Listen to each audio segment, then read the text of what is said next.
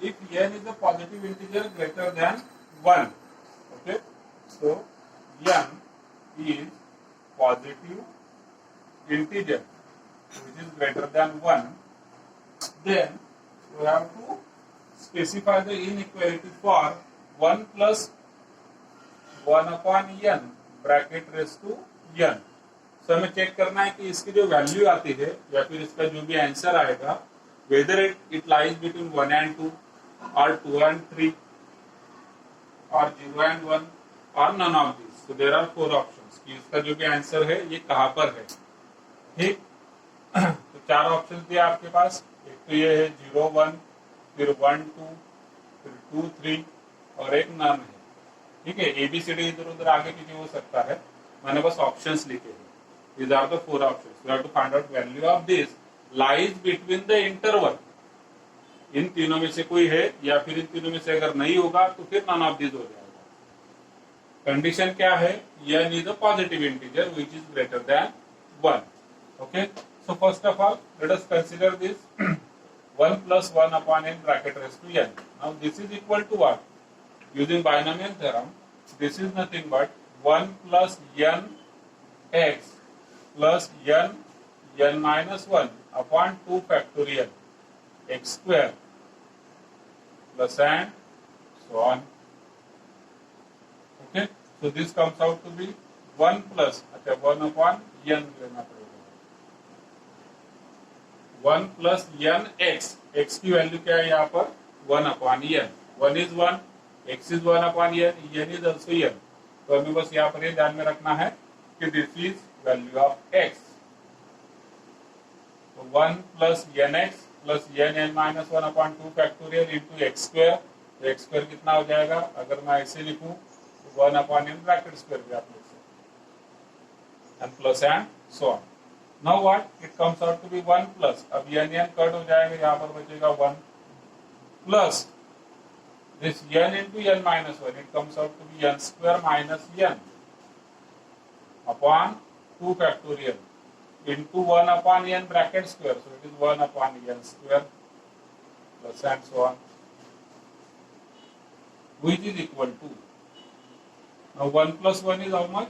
It is 2 plus n square minus n upon n square हो जाएगा। तो ये 1 upon 2 factorial कांस्टेंट में लिख देता हूँ बाहर, ब्रैकेट में क्या हो जाएगा n square minus n upon n square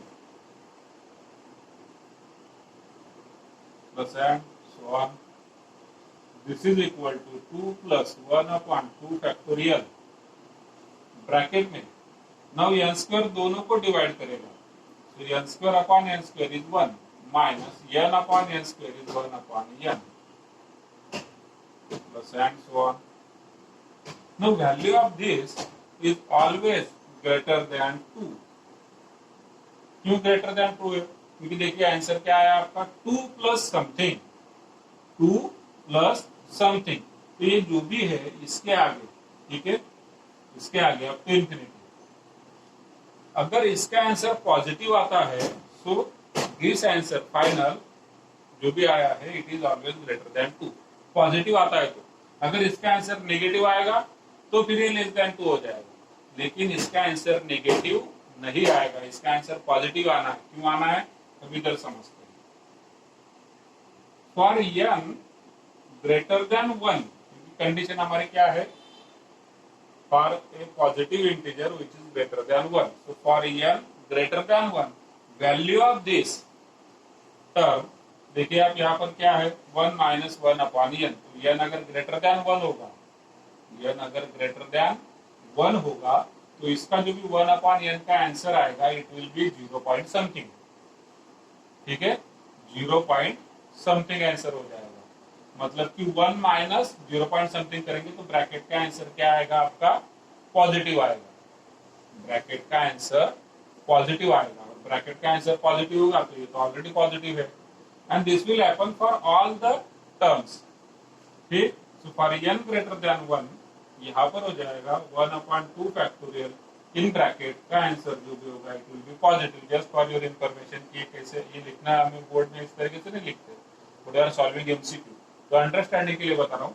कि 1/2 फैक्टोरियल n अगर ग्रेटर देन 1 होगा तो ये ब्रैकेट का जो भी आंसर हो जाएगा पॉजिटिव हो जाएगा और ये हर एक टर्म के लिए होगा। ठीक, so your final answer will be greater than 2।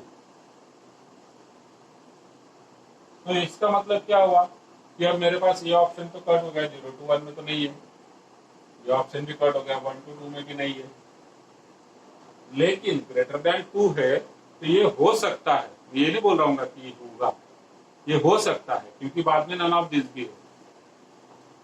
ठीक, बाद में नन ऑफ दिस भी है, तो ये हो सकता है या फिर ये भी हो सकता है। लेट अस चेक कि अपर लिमिट इसकी 3 आती है क्या, ये हमें चेक करना पड़ेगा। ये तो हुआ लोअर लिमिट की ग्रेटर देन 2 है, मतलब 2 से तो बड़ा है लेकिन 3 से छोटा है, ये भी हमें प्रूव करना पड़ेगा, तब जाके ये ऑप्शन आएगा। और अगर 3 से छोटा नहीं होगा तो फिर नॉन ऑफ दिस हो जाएगा। क्लियर? अब चलिए इसी को हम एक बार और अलग तरीके से सॉल्व करते हैं।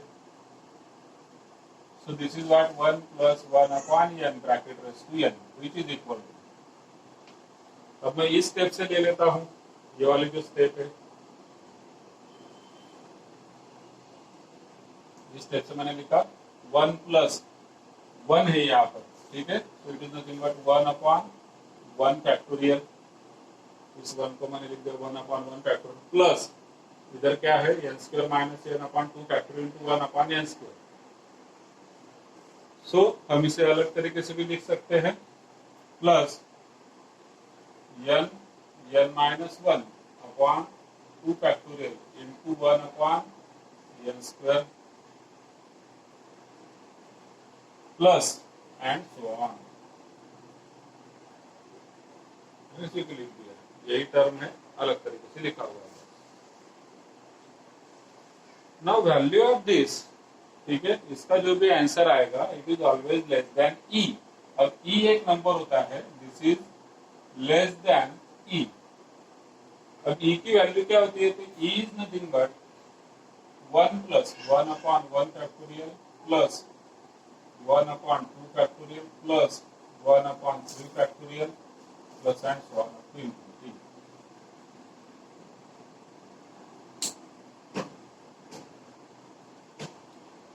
E is called as an exponential number. E is the exponential number. जिसकी वैल्यू होती है 2.7183 समथिंग। ठीक, तो ये जो भी आंसर होगा it will be less than E। क्यों लेस देन E होगा, क्योंकि हमने देखा था ऑलरेडी कि 1/1 फैक्टोरियल के बाद 1/2 फैक्टोरियल के बाद जो ब्रैकेट आता है it is what, it is a positive. Answer of this is positive, तो ये सारे पॉजिटिव है, मतलब कि 1/1 फैक्टोरियल 1/2 फैक्टोरियल से बड़े हैं, और हम तो यहाँ पर कौन सा ले रहे हैं 1/1 factorial 1/2 factorial. So value of this will be always less than E. ठीक, मतलब कि हो जाएगा less than 3।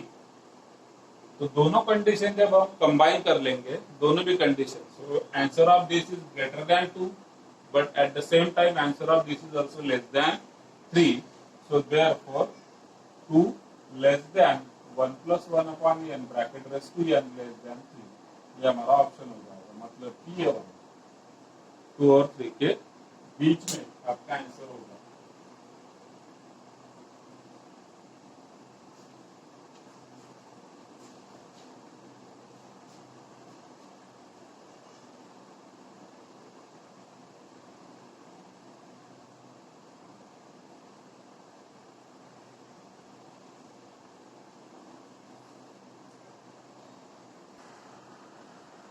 Some of some special series, ठीक है, e⁻x का एक्सपेंशन लिखा था हमने 1 + x/1 factorial plus x² factorial plus x³ factorial plus and so on. तो यहाँ पर अगर हम x की वैल्यू 1 लेते हैं so it will become e⁻1 1 + 1/1 factorial plus 1² मतलब कि again 1/2 factorial 1³ again 1/3 factorial plus and so on. So this is 1 + 1/1 factorial 1/2 factorial 1/3 factorial जो कि यहाँ पर है, and it is the value of what, e⁻1 मतलब कि e, e⁻1 लिखिए। e⁻x का फार्मूला है कहाँ पर, special series, sequence and series chapter में। ठीक, अब ये ई तो हो गया। So this is the answer for e raise to 1 मतलब कि e. Now what is e? तो हमने लॉगरिथम में डिस्कस किया था, लॉगरिथम के दो बेस होते हैं, एक तो लॉगरिथम का बेस होता है 10, नहीं तो लॉगरिथम का बेस होता है ई। अगर लॉगरिथम का बेस 10 होगा so it is called as a common logarithm. Logarithm का बेस ई होगा तो it is a natural logarithm. And e is what? It is a exponential number like pi. Pi होता है 22/7, so e is the exponential number which is arrived by using this series. ये series का जो भी answer आएगा it is exponential number e. इसका answer होता है approx 2.7183 and obviously it is less than 3। So I hope it is clear. Clear हुआ या फिर अभी भी कुछ डाउट है तो पूछ लीजिए। Question number 35 is for r is equal to 0, 1, 2 up to 10. So value of r is varying from 0, 1, 2 up to 10. AR, BR and CR denote the respectively the coefficient of x raised to r in the expansion of. So AR is coefficient of x raised to r in 1 plus x raised to 10. BR is again coefficient in 1 plus x raised to 20, and CR is coefficient in the expansion 1 plus x raised to 30. ठीक है। Not the coefficient of, अब general एक formula जो है हमारा ये है, coefficient of x raise to r in 1 plus x raise to n is equal to n C r. That is the formula. Coefficient of x raise to r in 1 plus x bracket raise to n, it is n C r. So here value of a r comes out to be 10 C r, value of b r is 20 C r, value of CR is 30 CR.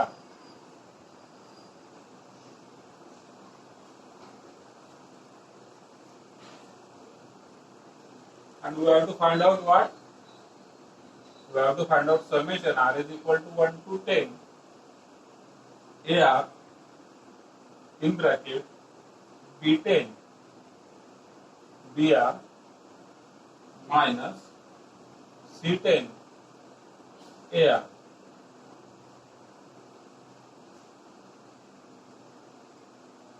Now using sequence and series, let us solve this. So this is equal to what? ये दोनों एक पहले तो सम दो terms है, there are two terms. AR multiply हो जाएगा यहाँ पर भी यहाँ पर भी। चलिए मैं एक बार एक स्टेप लिख लेता हूँ 1 to 10। अब AR हमने अंदर मल्टीप्लाई कर दिया तो क्या हो जाएगा? AR into B10 into BR minus AR into C10 into AR। AR हमने ब्रैकेट में मल्टीप्लाई कर दिया। अब दो टर्म्स है, दोनों के लिए सम सेपरेट कर लेंगे। तो समेशन अब सेपरेट करते समय इसमें आप देखेंगे R is varying from 1 to 10, it mean B10 is what? It is a constant. यहाँ पर C10 is a constant.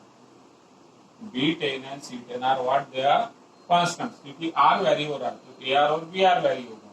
So first term में B10 मैं बाहर लिखता हूँ, समेशन हो जाएगा 1 to 10 AR BR माइनस यहाँ पर है C10, समेशन हो जाएगा 1 to 10 AR AR मतलब AR का स्क्वायर। ठीक। Now let us put down the values for AR, BR and AR here. So this comes out to be B10 as it is. Summation R is equal to. Notice AR, AR is nothing but 10 CR. So this is 10 CR into what is BR? BR is nothing but 20 CR. Here and minus. यहाँ पर है C10 summation AR means NCR bracket square. Sorry, AR means 10 CR. 10 CR bracket square. ठीक है। Now here we have written what? Coefficient of x raised to r in 1 plus x bracket raised to n is equal to NCR. and we also know that NCR is equal to what? NC n minus R. NCR is equal to NC n minus R. Okay, so from this we can write B10 is nothing but summation R is equal to 1 to 10. अब इसको मैं change कर लेता हूं in terms of R is equal to 0 to 10.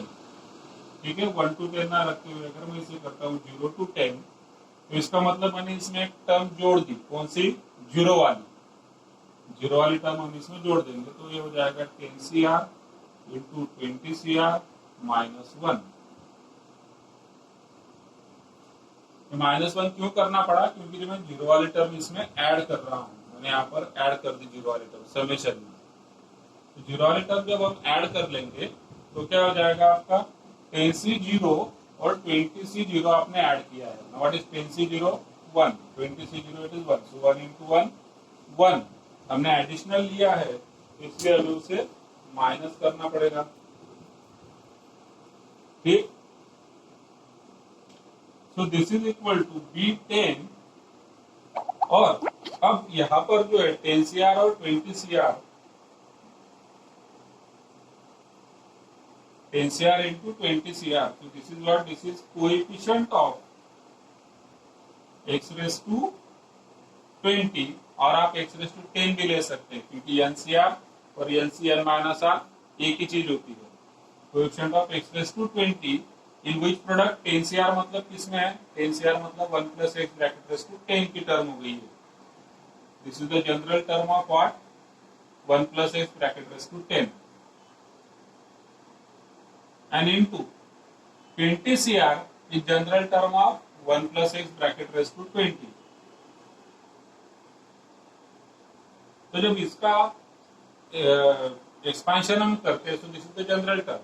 तो इसका expansion क्या होगा? x raised to r. r की वैल्यू यहाँ पर हो जाएगी x raised to 20, और either you can take 10 answer here, जो आगे जाके 10 हो ही जाएगा. तो ये तो हुआ कोएफिशिएंट. और -1 भी है, -1 मैंने कर दिया. यहाँ पर सेकंड टर्म लिखना बाकी था, मैं सेकंड टर्म लिखता हूँ माइनस C10. इसे भी R is equal to 1 to 10 है, तो मैं कन्वर्ट करूंगा R is equal to 0 to 10 में. अभी हम ये दोनों भी जगह पर कन्वर्जन जो किया, क्यों किया? क्योंकि हमारा जो एक्सपेंशन शुरू होता है 1 plus x raised to n का, इट स्टार्ट्स फ्रॉम NC0. ठीक है, इस तरीके से होता है,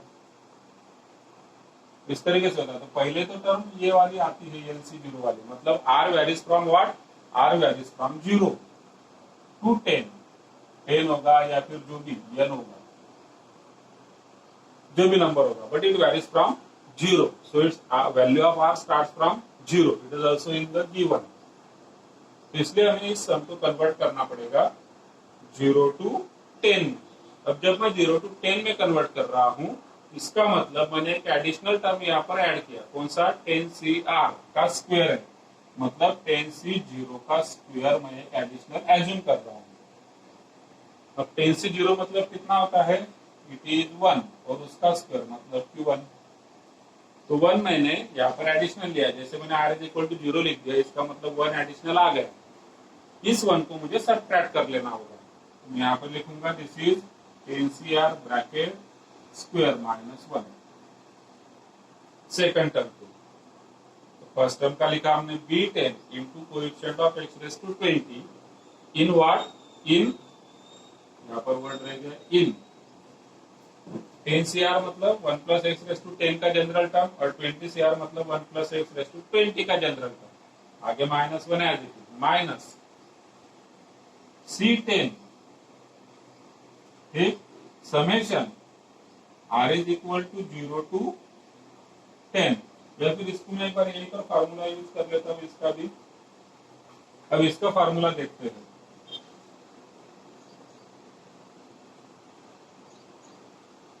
ये जो भी टर्म है summation R is equal to 0 to 10 10CR bracket square. ठीक, 10CR ब्रैकेट स्क्वायर. इसका आंसर क्या आता है देखना हमें. तो this is equal to 20CR अब ये 20 CR कैसे आता है? देखिए हमने एक फार्मूला यहाँ पर बायनोमियल कोएफिशिएंट्स की प्रॉपर्टीज देखी थी। आप टॉपिक निकालिए प्रॉपर्टीज ऑफ बायनोमियल कोएफिशिएंट्स।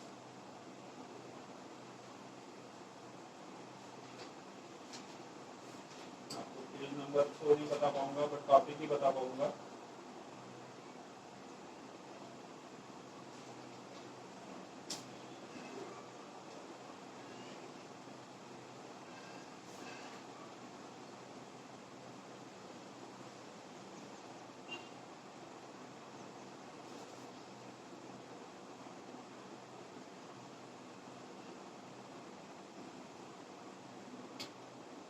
तो अभी आपका properties of binomial coefficients, properties of binomial coefficients. तो ये 9th पॉइंट है और उसमें 5th प्रॉपर्टी है sum of squares of binomial coefficients. Sum of squares of binomial coefficients. It means C0 square plus C1 square plus C2 square plus and so on up to Cn square is given by 2n Cn. That is the formula. Properties of binomial coefficients: sum of squares of binomial coefficients C0 square, C1 square, C2 square up to Cn square is nothing but 2n Cn. इस वाले part में n की value 10 है. So this becomes 2n, that is 2 into 10, 20 CR यहाँ पर हो जाएगा. ठीक, मतलब कि 20 C10, क्योंकि R की वैल्यू भी हमारे पास यहाँ पर 10 है, it is 2n Cn, so it will become 20 C10. R is varying from 0 to 10. So summation of this comes out to be 20 C10 minus 1.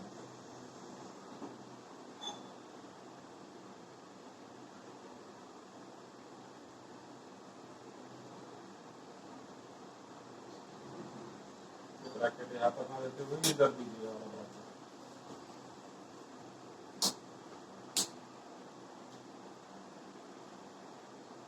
ठीक, एक बार फिर से समझिए. फर्स्ट इसमें तो हमने लिख दिया फर्स्ट टर्म को, यहाँ तक तो कोई दिक्कत नहीं, सीधा सीधा आ रहा है. तो यहाँ इस स्टेप में हमने r is equal to 1 to 10 को 0 to 10 में कन्वर्ट किया जाता तो -1 कर दिया. 1 to 10 को 0 to 10 में कन्वर्ट कर दिया तो -10 कर दिया, -1 कर दिया. इसके बाद 10 CR 20 CR, so it is coefficient of x raised to 20 और x raised to 10 दोनों भी इन 1 plus x raised to 10 1 plus x raised to 20. इन दोनों ये जनरल टर्म है, इन दोनों एक्सपेंशन को -1 as it is, C10 as it is. Value of this comes out to be 20 C10 using this formula. तो ये हो गया आपका 20 C10 minus 1. अब कंफ्यूज ना होइएगा, दो अलग अलग चीजें यहाँ पर. Particularly C में 20 C10 is different and this only C10 is different. 20 C10 is different and only C10 is different. इसको ध्यान में रखिएगा.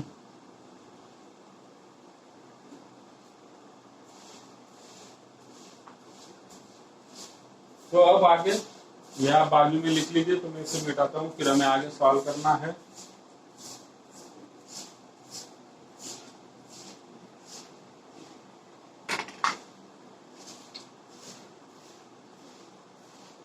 So this is equal to, this is B10, okay, B10 into coefficient of x raised to 20 in 1 plus x raised to 10 into 1 plus x raised to 30.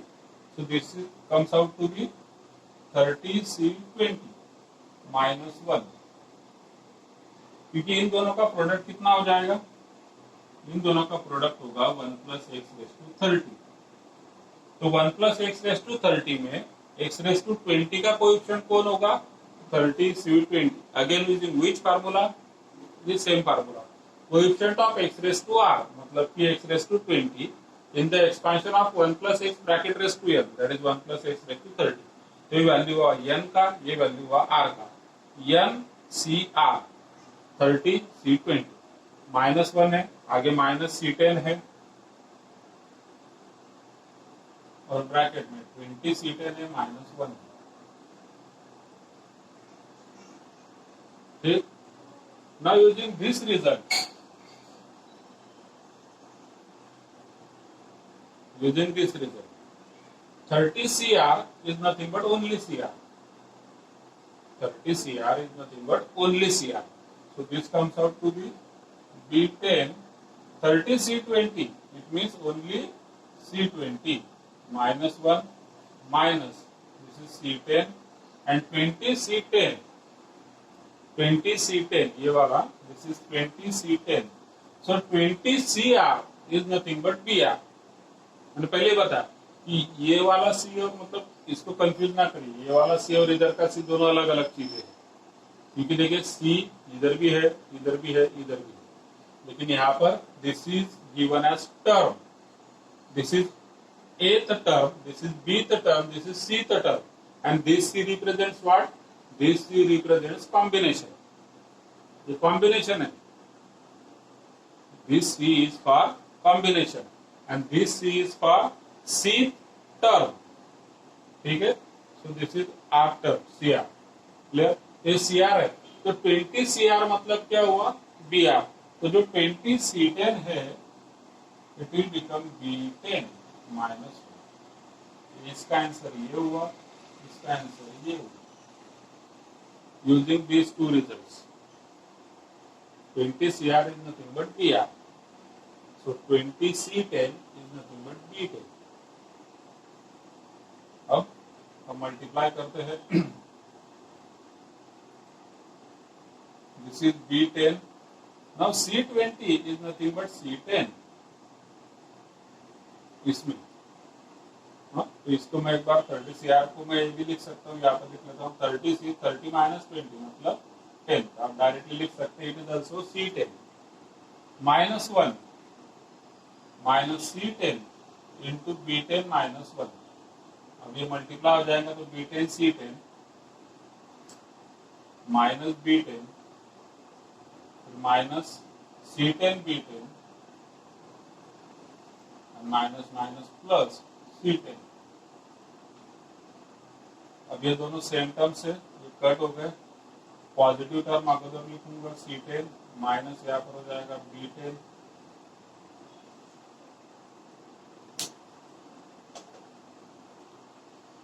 तो इस particular question में किसी step में problem है तो पूछिए, मैं फिर एक्सप्लेन करता हूं.